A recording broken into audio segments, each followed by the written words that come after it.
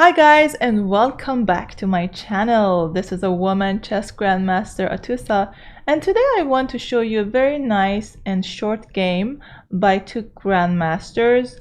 This game has a decisive result, and it's really rare that you find a chess game that two grandmasters finish their games less than maybe 20 moves with a decisive result. I mean, yes, you can see a lot of draws between the grandmasters, but this one is really different.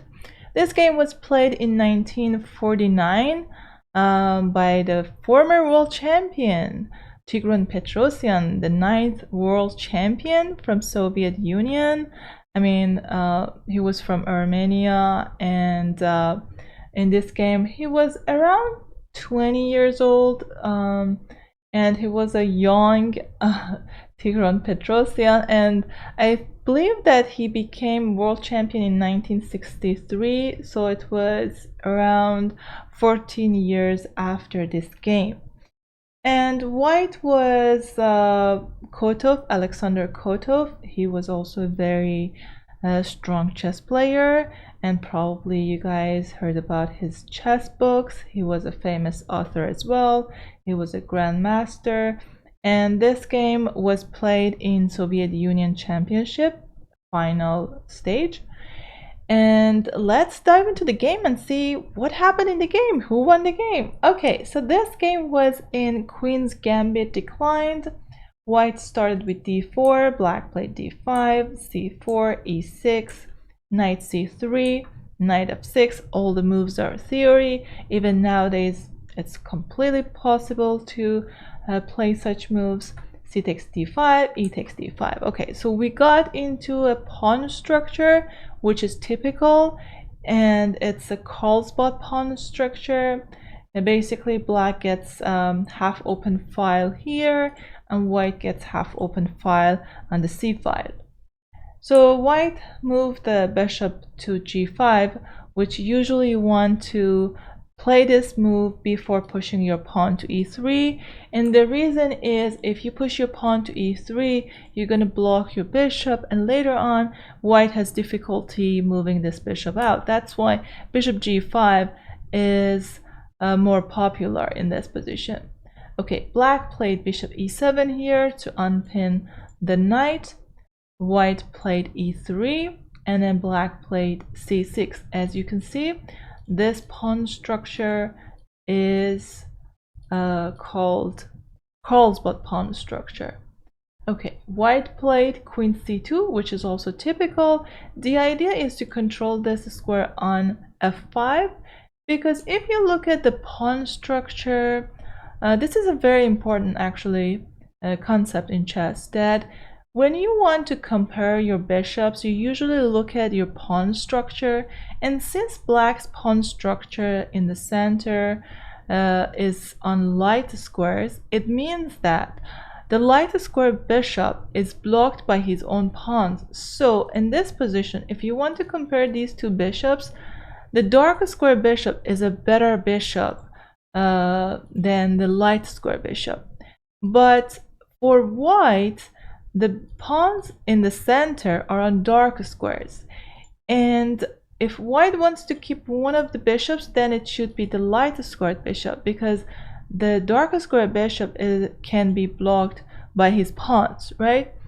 So why did I mention this? Because one of the ideas here for black is to exchange the light square bishop with this bishop. That's why, for example, if in this position white moves the knight to f3, black can play bishop f5, and if white moves the bishop to d3, then this exchange is actually favors black.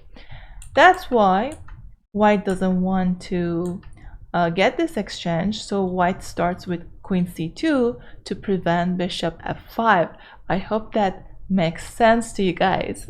Okay, if you have any questions about this opening, please write me in comment section, because this is a popular opening and you might have played this opening as white or black. I would be happy to help you guys with this opening, because this is an opening actually I played for so long, maybe more than 20 years. But anyway, let's get back to the game. In this position, after queen c2, black blundered. Black moved the knight to e4, which looks like a logical move, but actually knight e4 is a blunder. And why is that? I want you guys to pause the video and find the best way for white to get advantage. Okay, the best move here for white is to take the bishop on e7, because if we take the knight on e4, then black can take our bishop, and after, let's say, knight g5, queen takes g5, and black is fine in this position. So the best move here is to take the bishop on e7.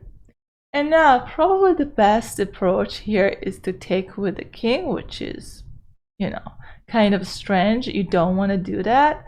And after knight e4, you know, d4, queen e4, play something like bishop e6 and play this position without the pawn.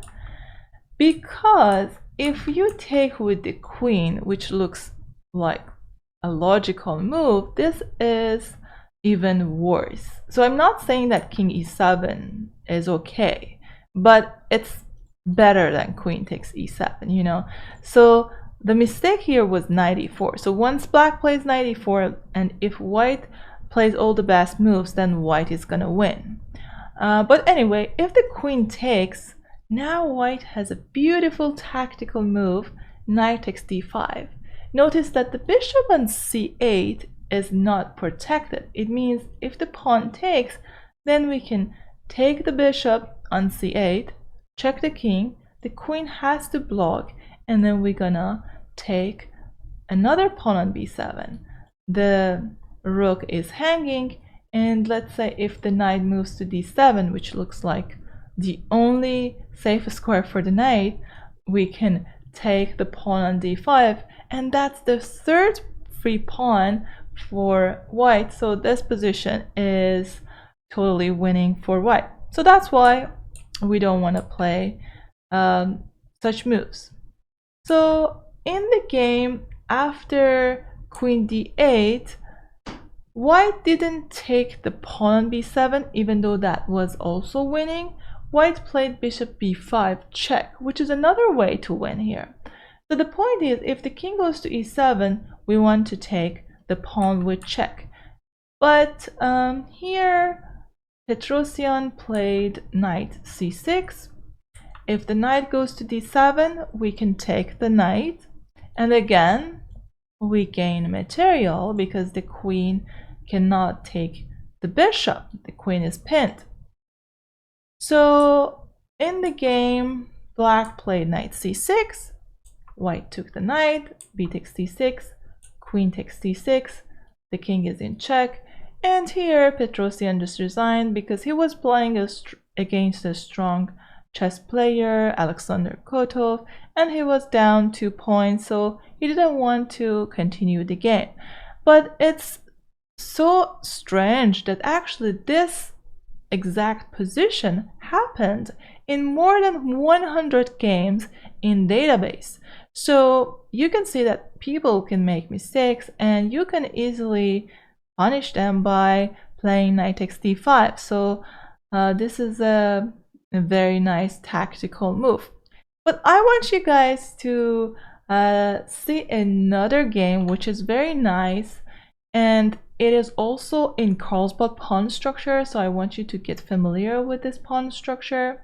But this time you are playing as black. So I'm gonna flip the board, and you can get Queen's Gambit declined or pawn structure that we talked about with another move orders. You can also start with knight f6. It can transpose to the same line. So c4, e6, knight f3, and black plays d5, cd5, e takes d5, knight c3. So as you can see, we got the exact same pawn structure. White is going to play e3 later on, and we have Carlsbad pawn structure. Here, black played bishop f5. Remember, I told you guys that this move is really good for black because you want to exchange this bishop with this one. So if white pushes the pawn to e3 and then bishop d3, we can exchange the bishops, and that's a good exchange for black. So here, if white wants to take the knight on f6, we can take with the queen. And let's say white goes queen b3. This is a typical move, especially when this bishop moves, because the pawn b7 is more vulnerable now. There's no one here to protect the pawn, but here black can play very nice tactical ideas. So here black can play knight e7. Black is sacrificing that pawn on b7. If the queen takes on b7, black can play rook b8. The queen is in danger. If the queen takes here, okay, obviously we have a queen, so he doesn't want that. If the queen goes to c7, we can still take the pawn on b2. So in the game, white played queen a6, and then black took the pawn, and then white checked on c8. So white thought, okay, I'm going to check on the c8, and if the king goes to e7, then look at this bishop, right? The bishop is blocked. But here the best move for black is to play queen d8. It's kind of strange because you're moving your queen back, but you have an idea. The idea is the queen takes the pawn, and okay, in this position white is up a pawn, but you see that white's king is in the center, and now we can pin the knight on c3. So it's hard for white to develop his pieces. In the game, white moved the rook to c1 to protect here. But let's say if white moves the pawn to e3, then the best move for you guys is to play rook c2. Why? Because you already made this pin, right? So the rule says that after creating that pin, you usually want to put more pressure on that piece. And here, by moving the rook to c2, you are putting pressure on the pinned piece, right? And next move, you can simply take the knight and win material. So that's why white needs to protect the knight. And after rook c1, you can castle. This is a very nice move. I love it because you see the position. I mean, there are a lot of actions on the board, right? But black simply castles, and he says, I don't care. I want to just put my king into safety, and later on I can win the game because white is not in time to castle. So here white played g4, which is, I mean, losing anyway. But let's say if white goes e3 to open up the bishop. Now black has a great move. Black can move the queen to a5 with the same strategy. Remember, you want to put pressure on the pinned piece. You're putting pressure on the pinned piece, and let's say if the bishop goes to e2, now we have two attackers on the knight. White has two defenders on the knight, so we need to deflect one of the defenders. So the best way to do it is to play knight b8. So yes, you retreat your knight, but actually the queen can't stay on c6. The queen can't protect the knight, and actually it's really difficult for a white to find a safe square for the queen, because if the queen goes to b7, we can take the knight with check, and this is a discovered attack.